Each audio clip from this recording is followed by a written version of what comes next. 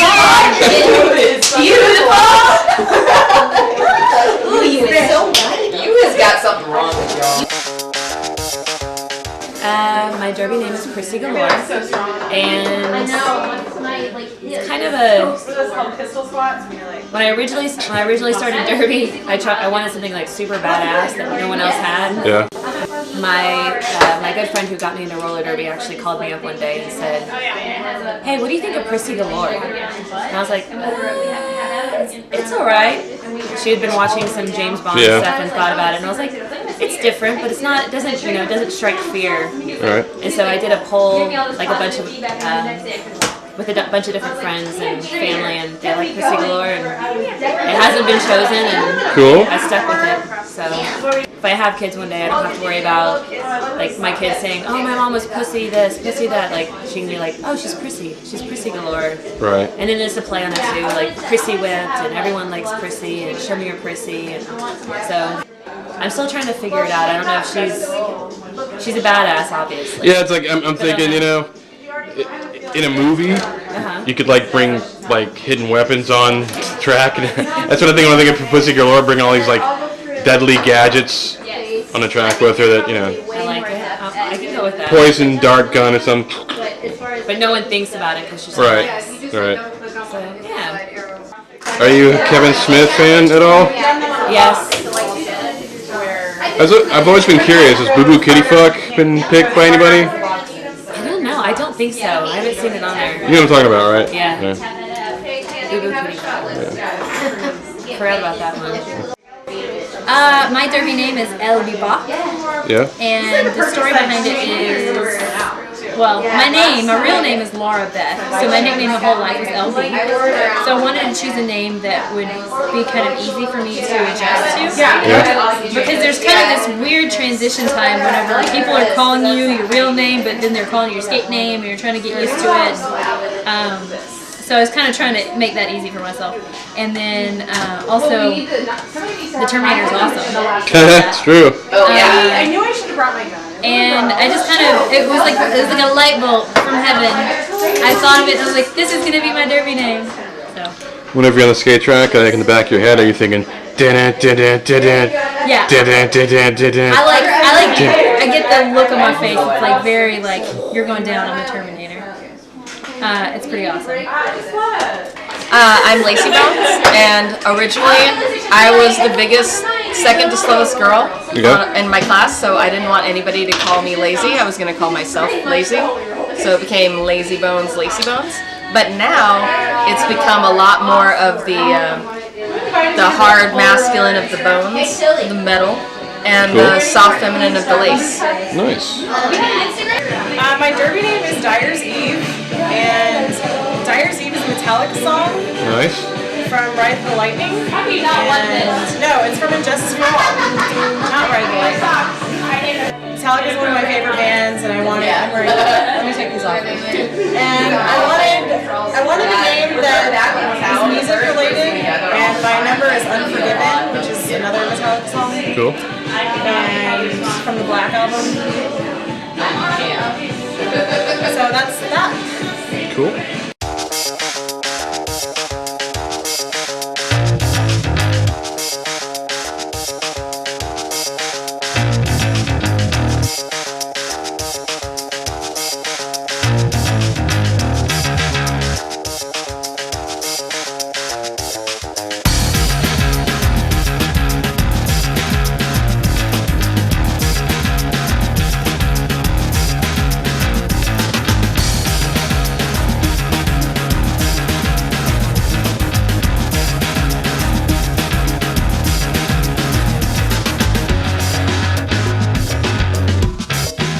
Because it doesn't stretch at all, it's just leather. Yeah. I can get it to this notch, hold on.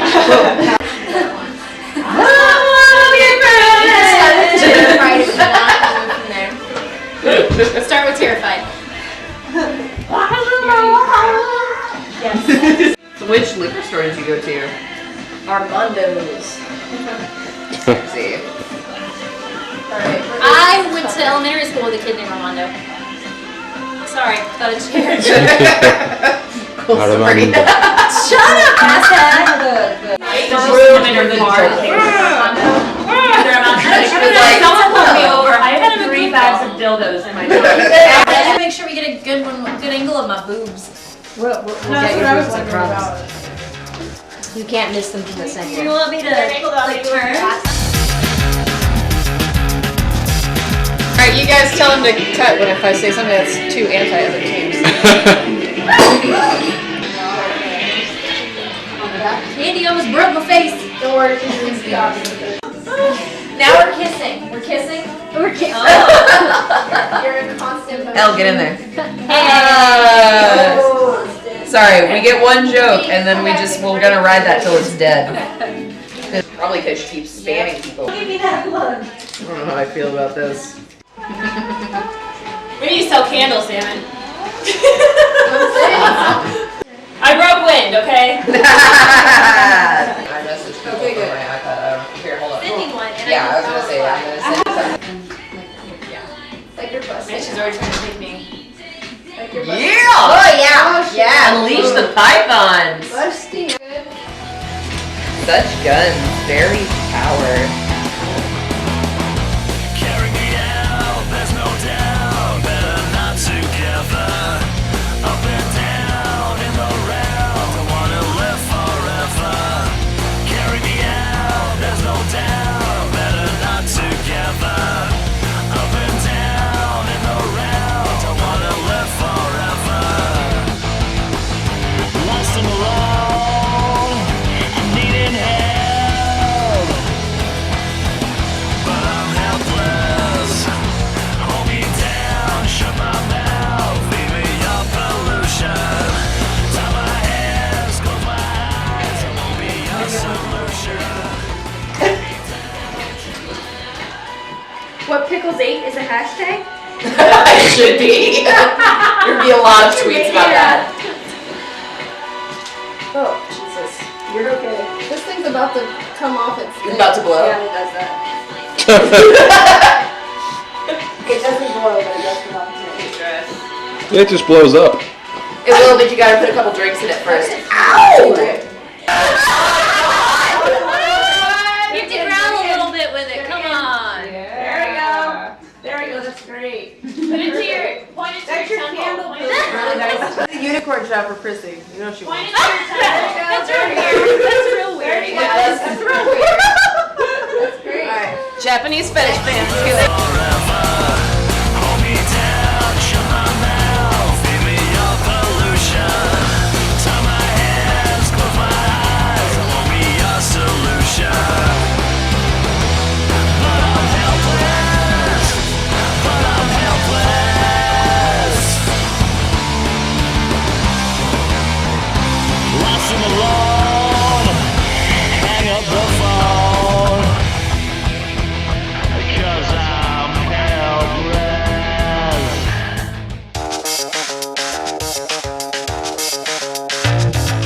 Just being hit by some really big hitters in our league, like Anita from Bessa and Dusty Double Wide, and I'm smaller, yeah, but being hit by them, and even if they knock me down, like I pop right back up. And I think the first time that I got just completely obliterated by one of them, and it's just like everybody goes, ooh, you know, but I was able to just like pop right back up and keep going, and I think that's when I was like, hey, I can do this, like I'm tough enough for this. Like you might knock me down, you might get a good hit on me, but I'm still coming at you again, so you better be ready, you know. It's not hard to get hits, like just get back up as fast as you can, and I definitely got that down. Have you ever had to do a penalty? Like a pillow fight? Dance off. Yeah. It's not a real penalty, it's not on the wheel, but sometimes they like to pull that out for entertainment. I did one of those, it was really fun. It's pretty nerve-wracking because I don't have any dance experience. Yeah. All I know how to do is the moonwalk. Awesome. But I guess that's pretty impressive if you can You do it on skates? Yeah. So we were having a penalties practice, and one of our penalties is a pillow fight. So it was me and Demolition Dolly, who retired this year. And so we were like going at it, and like she had to be pinned down to where like I could not get this bitch off of me, like fucking just big girl, like couldn't roll her off of me. And so instead of like pushing her off of me this way, I had no choice but to kind of roll into it, and while doing that I rolled my ankle. Oh. and sprained it. And I was out for about 3 months. And this was 2 weeks before our last evaluation in my first new world class. So it was fucking bullshit. I was super pissed about it, but you know, it was kind of that put up or shut up moment because you know you're gonna get injured in derby. Things are gonna happen during penalty practice or regular team practice, bout practice, whatever. And that's how it happened to me. And it was kind of like, okay, well, you've gotten past the point that you know you're gonna get injured. You've gotten injured, and it's either you're gonna keep doing it or you're gonna just crawl away and not do it. And I came back, healed up, and tried out the following year, and I made it this summer. So nice. That was one of those moments where it was just okay. This is really what it's like. This is how it's gonna be, and I'm glad I went through it. It made me stronger in the end. My first season, I had a pretty serious shoulder injury that really, like in our second game. So it kind of stopped a lot of the momentum of the excitement of the first season and all of that new stuff. And I missed one game, and then I was back in, but coming back from an injury is difficult, right? You feel... I mean, it takes a while. Yeah, you feel there's even when your body is ready to play, mentally there's still a lot going on. And so I played in games, and I actually, I've definitely improved, and my performance was steadily getting better. But then I didn't have the aha moment yet, right? I feel like I was on the way to it whenever I got injured. Yeah. And then our first game of my second season was when it happened. So we had a really rough game. The first half, we just kind of were like, oh, roller derby's happening. What? And it was a really rough first half. And then at halftime, I was like, guys, can we just get really intense and just really aggressive and just unleash? And go back on the track, and that's what I did. And I kept trying to remind everybody to do that because that was what did it for me. That was the moment where I was like, if I just do something, anything, and just knock the shit out of someone, then it's going to be successful. And so our second half was really good. We ended that game, nearly won the game. Just had a little bit too much catching up to do for the first half. But that was the moment where I realized that I was no longer the new person on the team, and I needed to just go for it. And I did when I just went for it without trying to yield to someone else being the one in charge. Then I was just 100% more successful. And the rest of the season, that's how it went. And Saturday at the game, I took some of the two biggest, hardest hits in my life, both Dusty double wide. And I remember the first one, she hit me to the inside, and she hit me so hard, my body flew. And I just remember sliding across the concrete. And just kind of laying there for a minute going, okay, that really hurt. Let's see, is the skin still on my leg? Yeah. And most of it, anyway? Well, it was towards the end of the jam, so the jam was already over and they called it off, or they blew the whistle, but I remember staying there for a minute. I was like, I'm going to lay here and milk this for a little bit. Like, it's kind of like, I was going to say like football, sometimes when they take those really hard hits that can be questionable. It's just like what Rosie said, like, it hurts, but it's almost empowering for the fact of no matter how hard you get hit, I mean, depending unless you break something, you always get back up and do something. So, I don't know, it's almost kind of like a fuck you when someone hits me really hard, they knock me down, and then I just get right back up again and start scoring points. So, mine was at the end of my third season, I think. No, my third season. I went from playing pivot, which I almost always play, to playing third blocker, which people don't realize are really similar positions. You just have to shift your focus. So I went from looking behind me all the time as a pivot to looking to my side and in my peripherals, and I nailed every jammer that came by up against the rail really hard. I'm usually on the line, and now I'm up in this completely different space, moving way faster, and nailing people with my hip without looking because I've created this tempting void for them to go into. And from then on, I felt way more comfortable blocking in general, and also moving my speed in different ways. That's when I started adapting. I do a false start to catch people off guard. I do a lot of imperceptible footwork and timing to try to snare people. And it's awesome. But also, I always have really good ones when I play pivot, candy slam. I like that because you hear about a lot of your core fundamental abilities that you need, you know, but you never, or at least I never hear talk or much talk about, like, the way, you know, war is deception, and, like, you know, you use certain veteran moves, like in basketball, you anticipate where someone's going to be to steal the ball, you know. There is no other sport that has you playing offense and defense in front and behind you at the same time. And I do actually look at this as war. It's a war game. All sports are war games from an anthropological perspective, but that's where I play derby from, is from a military mentality. I actually give military hand signals all the time. I have people skate when I pivot and in charge. So it is war, and being able to be in a firefight, pretty much, but not having a gun, only having hips and shoulders. It's so validating. Not my biggest hit, my most memorable was either my first or second game. Somebody took me to the rail, and I fell down and split my arm open down to, like, where you could see kind of the white of that deep fatty tissue, layer like of that tissue, deep fatty tissue almost to the bone. You know, there's not a lot of tissue there anyway. And I didn't think it was a big deal at the time, but I could tell a couple jams later I was still thinking about it, and it rattled me for the rest of the game. So that was probably my most memorable hit, and it happened so early on in my skating that I think after that it was like, well, if that's the worst that's gonna rattle me, I kind of got my mind set after that.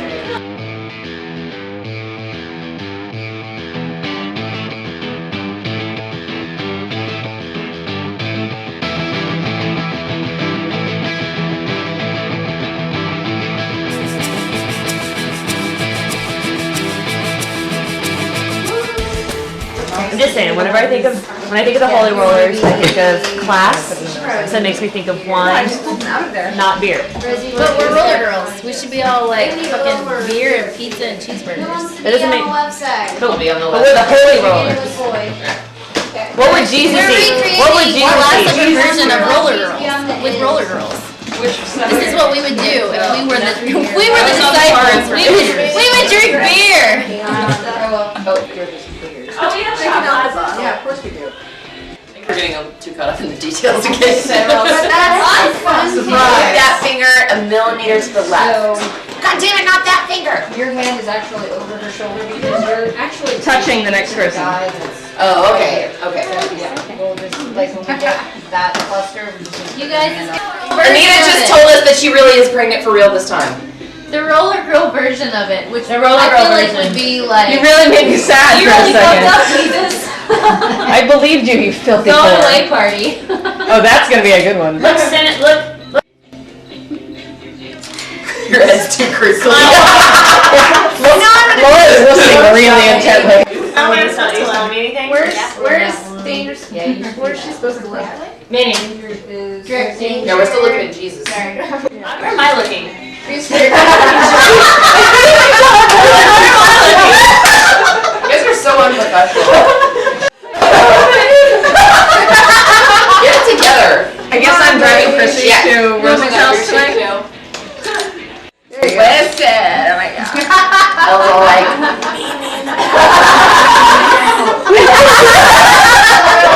Jesus says, I fucking got this. Come on, you got that. We're so gonna send this picture to your future children. Just like that. Mommy is mad. Very, very. This is not. We're not literally making history here, you guys. What? Jesus. Yes. Candy. I'm just saying Candy Cristo. Where's the Casey Cristo? Candy Cristo. I think Lacey should just push her boobs together. Yeah, I'm supposed to be holding. I can do this. I feel like but that looks weird. She go.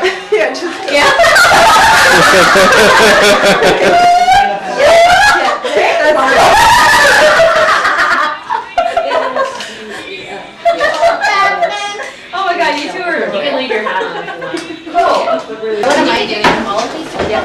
This is hilarious. A little more, ghetto. Yeah, there you go. Okay, a little back a little. So, little back a little. My Okay, Minnie, you're like this. Yeah, there you go. That's okay. I like sweating already. It's a workout. Sitting here. Hand up. I sit up a little. There you go. There you go, that's good. That's perfect, perfect. That can also probably be on here. What are you talking about? Find out where my teeth What the fuck will it look like? There you go. Have you heard of this guy, Jesus? What's the deal? Who farted? Who farted? Not me! It wasn't me this time! You know I planned it, you guys.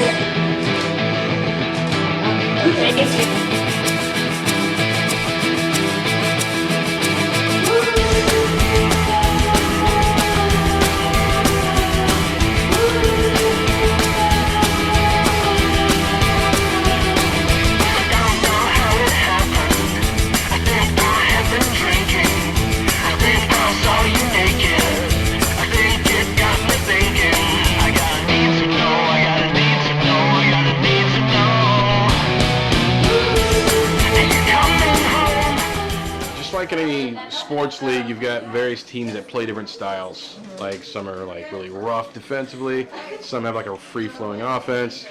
So I was just kind of curious, what's the identity of your team? What kind of style do you guys play, and how would you compare it to some of the other teams in the league? Our team, I think, is really great on internal teamwork. We work really well as a unit, and I think that's one of the things that brings us so far every season. There's a lot of talking in our pack.